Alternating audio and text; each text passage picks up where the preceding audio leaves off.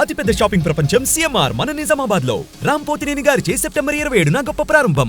మొన్న ప్రకాష్ రాజ్ గారు మాట్లాడారు నా మీద. అరే నేను మాట్లాడుతుంది ఒక హిందువులు అపవిత్రం గురించి మాట్లాడుతున్నాను. ఇందులో ప్రకాష్ రాజ్ గారికి సంబంధం ఏంటి? ఇందులో నేను ఇంకొక మతాన్ని నిందించానా? ఇస్లాంని నిందించానా? క్రిస్టియానిటీని నిందించానా? అపవిత్రం జరిగింది, ఇలా జరగకూడదు, ఫుడ్ అడల్టరేషన్ జరిగిందని మాట్లాడుతుంటే దీన్ని గోల చేయకూడదంటే అంటే తప్పు జరిగినప్పుడు మాట్లాడకూడదా? ఒక అపవిత్రం జరిగితే మాట్లాడకూడదా? దేవతా విగ్రహాలను శిరచ్ఛేదం చేస్తే మాట్లాడకూడదా? ఏం పిచ్చి పట్టింది ఒక్కొక్కళ్ళకి? ఎవరి కోసం మాట్లాడుతున్నారు మీరు? ప్రకాష్ రాజ్ కూడా చెప్తా ఉన్నాను, నాకు మీరంటే గౌరవం.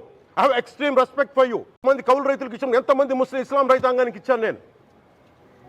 ఇదే ఎన్ని మద్రాసాలకి డబ్బులు ఇచ్చాను నేను, 25 లక్షలు 30 లక్షలు ఇచ్చాను, నేను ఇచ్చినవాడిని. నేను నాకు అన్యమతం ఇస్లాం మీద గౌరవం ఉన్నవాడిని, క్రిస్టియానిటీ మీద గౌరవం ఉన్నవాడిని, చిన్నప్పటి నుంచి కూర్చొని మిషనరీ స్కూల్లో చదువుకున్నవాడిని.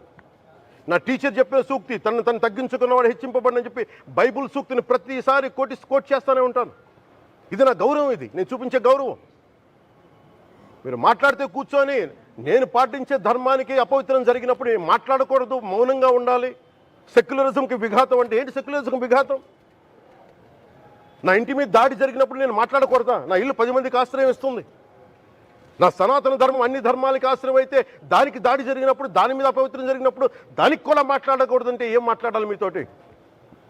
ప్రకాష్ రాజ్ గారు, you have to learn your lessons. I respect you. It's not just Prakash Raj Garu, all the people who thinks in the name of secularism, you're going haywire. Let me tell you guys, we are extremely hurt. Don't make a mockery out of our sentiments. We are deeply, deeply hurt. It's not fun for you, maybe it might be fun for you. It is not fun for us. It's a deep anguish, deep pain. Don't you ever forget. Before you come and think 100 times and talk about Sanatana Dharma. Enough of this. చాలు. ఇష్టానికి మాట్లాడుతూ ఉన్నారు సనాతన ధర్మం మీద. అయ్యప్ప స్వామి మీద మాట్లాడతారు, సరస్వతి దేవి మీద మాట్లాడతారు.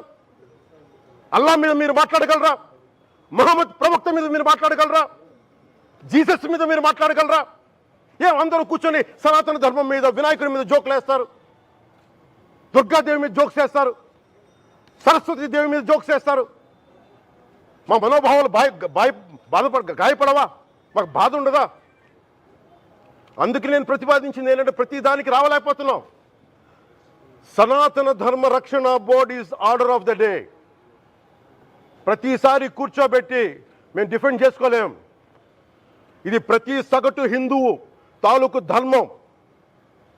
ఇదే ఇస్లాం మీద దాడి జరిగితే ఎంతమంది బయటకు వస్తారు? ఎంతమంది నిరసన తెలియజేస్తారు? రోడ్ల మీదకి రమ్మని చెప్పట్లా.